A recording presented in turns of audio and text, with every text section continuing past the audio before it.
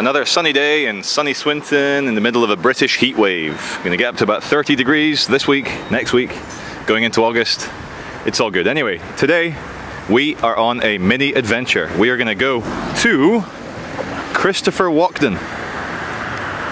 We're gonna go to Monckton from here, Chorley Road in Swinton, and we're gonna get a bus to go there because in Monckton there is a massive statist built shopping centre with a giant Tesco's in it, with another kind of 50,000 square feet of shops and empty spaces. And the big problem is it's literally a white elephant. Well, not literally, because it's not an elephant.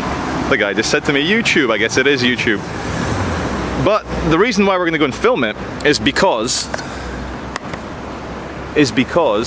it's empty. The state has spent millions of pounds building this nasty kind of steel and glass monstrosity to try and encourage local shops to open in it, and no local shops have opened in it because we are approaching the accelerated collapse. Things are already collapsing now. I mean, Swinton, Salford, Monckton all kind of looks like a set for The Walking Dead or what they based The Last of Us, the PS3 game on. But anyway, I'll film again once we get to Monckton.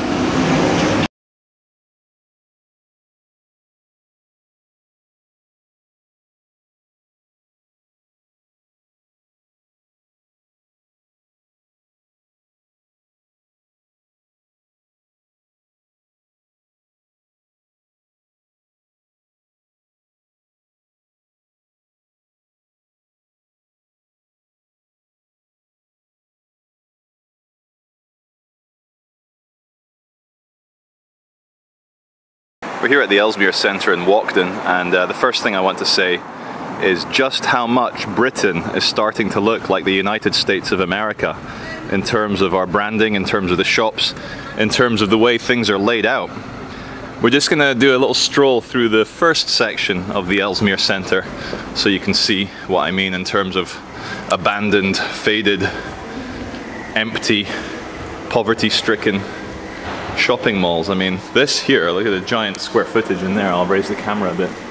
You can see it's completely empty, and they've got the other side as well, completely empty.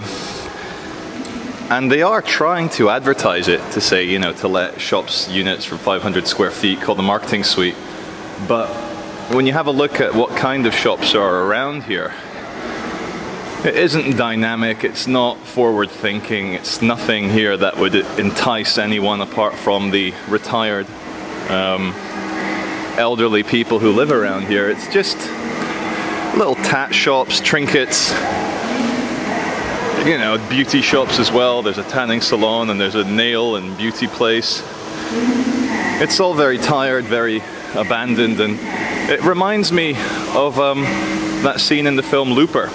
The Bruce Willis film where the guy from the future comes back and he says go to China, go to the Far East, and they've got some advanced scenes of Shanghai being hyper-futuristic, first world, super advanced, and then it comes back to New York, LA, even Paris and France. They talk about saying it's run down, third world, there's no money. And maybe we are seeing the start of the move for luxury, power, money to go to the east, and for the west to collapse into third world. You never know. Anyway, we'll go and have a look at the main section.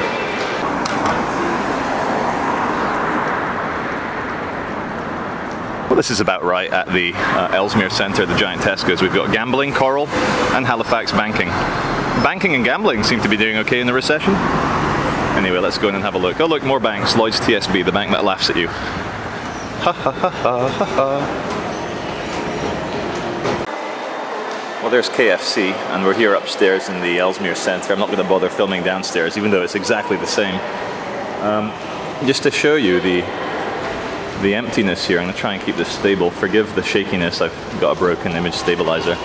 But just to show you, yeah, there's obviously the kind of usual suspect, Tesco's and Boots, but everything else is completely empty. Just walking around downstairs and upstairs, I'd say there's at the moment 20% occupancy here, which means 80% of the shops are abandoned, empty. and no one's taking them. I just wanted to show the international audience the true state of Great Britain, away from royal weddings and royal babies and Queen's Jubilees. It's not all red phone boxes and cups of tea and Wimbledon. It's actually a very sad, depressing, poverty-stricken country. You know, as soon as you leave London or Edinburgh or some of the other bigger cities, it's all just run-down, regional, depressing Great Britain. Not so great anymore. And many people are commenting that the change we are seeing is a structural, ideological change, a social Darwinist, destroy the poor kind of change. And it's not an organized conspiracy, it's a mindset. It's a mindset of 100 years of reductionist materialism and people's fear. When people are scared, when the monkeys in the troop are scared, they just want to ensure that there's stability. Look at that, how's that for an empty view down there? But we'll go down this escalator. And as I was saying, when things are scary, when people are losing their jobs, when they don't know if they can feed their kids, they look for scapegoats. And let's look at some scapegoats in the 20th century. Jewish people, Muslim people, and now poor people. I'll do a quick look around downstairs just so you can see what I mean about more abandonness downstairs. See all those colored shop fronts there? That's what I mean.